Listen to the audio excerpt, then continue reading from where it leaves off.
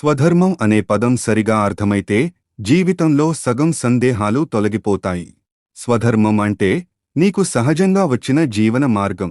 స్వ అంటే నీవు, ధర్మం అంటే నీ స్వభావానికి సరిపోయే కర్తవ్యం మరియు నీవు జీవించాల్సిన విధానం. నీ స్వభావం, నీ సామర్థ్యం, నీ పరిస్థితి, నీ బాధ్యతలు వీటన్నిటికీ సరిపోయే జీవన విధానమే స్వధర్మం. ఇది మతం కాదు, ఇది కులం కాదు, ఇది ఎవరో చెప్పింది కాదు. మనందరికీ ఒక అపోహ ఉంది. ధర్మం అంటే హిందూ ధర్మం లేదా క్రైస్తవ ధర్మం లేదా ఇస్లాం అనుకుంటాం. కానీ భగవద్గీతలో చెప్పిన ధర్మం అంటే ఇవి కాదు. భగవద్గీతలో ధర్మం అంటే సరైన జీవన మార్గం. ఉదాహరణ, అగ్నికి ధర్మం వేడి ఇవ్వడం, నీటికి ధర్మం తేమ ఇవ్వడం, తేనెటీగ ధర్మం తేనె తయారు చేయడం. అలాగే నీకు సహజంగా వచ్చిన పాత్ర నీ ధర్మం. శ్రీకృష్ణుడు చెప్పిన ప్రకారం నీ స్వధర్మం పాటించడం ఈ 4 విషయాలపై ఆధారపడి ఉంటుంది. మొదటిది నీ స్వభావం. అంటే నీవు శాంతంగా ఆలోచించేవాడివా లేదా చురుకుగా పనిచేసేవాడివా? నాయకత్వ లక్షణముందా లేదా సేవాభావమా అని తెలియచేసేది. తరువాత నీ సామర్థ్యం.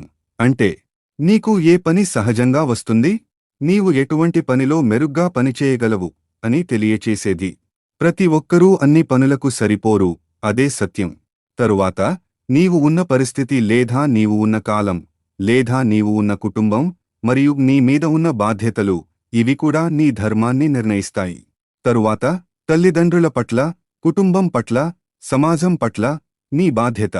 ఇవి వదిలేసి నీవు స్వధర్మాన్ని పాటించలేవు. కొన్నిసార్లు నాకు ఏది సరైందో తెలుసు, ఇది నా స్వధర్మం కాదు అని తెలుసు. ఈ అలవాటు మంచిది కాదు, ఇది చేయకూడదు అని తెలిసినా మళ్ళీ మళ్ళీ అదే తప్పు చేస్తాం. అప్పుడు మన పరిస్థితికి అసలు శత్రువు ఎవరు, ఎలా గుర్తించాలి, స్వధర్మం తప్పితే ఎలా తెలుస్తుంది అనే ప్రశ్నలకు శ్రీకృష్ణుడి సమాధానం: అర్జునా, నిన్ను నీ స్వధర్మం నుంచి దూరం చేసే శత్రువు బయట ఎవరో కాదు, అది నీలోని కామం, దానుంచి పుట్టే క్రోధం. ఇవే నీ నిజమైన శత్రువులు. ఇవి ఎన్నటికీ తృప్తిపడవు. ఇవి మనిషిని పాపంలోకి తోసేస్తాయి.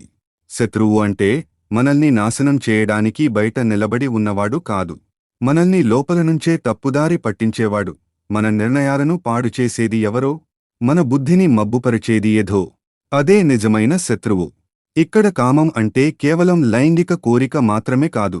శ్రీకృష్ణుడు చెప్పిన కామం అంటే అది నాకు ఏ విధంగానైనా కావాలి అనే అతి పట్టుదల. ఇది రాకపోతే నేను సంతోషంగా ఉండలేను అన్న భావన మరియు అవసరం దాటిన ఆశనే కామం అంటే. లోకంలో పేరు కావాలి, గుర్తింపు కావాలి, డబ్బు కావాలి, పవర్ కావాలి, ఇతరుల కంటే ముందుండాలి. ఇలాంటి కోరికలు అవసరానికి మించి కలిగితే అదే కామం. అవి నెరవేరకపోతే వచ్చేది క్రోధం, కోపం. నేను కోరింది రాలేదు, నేను అనుకున్నట్లు జరగలేదు, నన్ను ఎవరో ఆపేశారు అనే భావన కలిగి అసహనం, చిరాకు, ద్వేషం, హింసాత్మక ఆలోచనలు ఇవన్నీ మొదలవుతాయి. ఒక కోరిక తీరితే ఇంకొకటి, ఒక లక్ష్యం చేరితే ఇంకో పెద్ద లక్ష్యం. అగ్నిలో నెయ్యి పోసినట్టే కోరిక తీరితే అది ఇంకా పెరుగుతుంది. ఈ విధంగా కామం మరియు కోపంతో జీవిస్తున్నప్పుడు తప్పు చేస్తున్నా అది తెలుసుకోలేం, విలువలు మరిచిపోతాం, మనల్ని మనమే గౌరవించుకోలేకపోతాం. చివరికి మనసు బలహీనమవుతుంది, బుద్ధి పనిచేయదు, జీవితం దారి తప్పుతుంది. మనందరికీ ఎప్పుడో ఒకప్పుడు నేను సరైన దారిలోనే ఉన్నానా అనే ప్రశ్న కలుగక మానదు.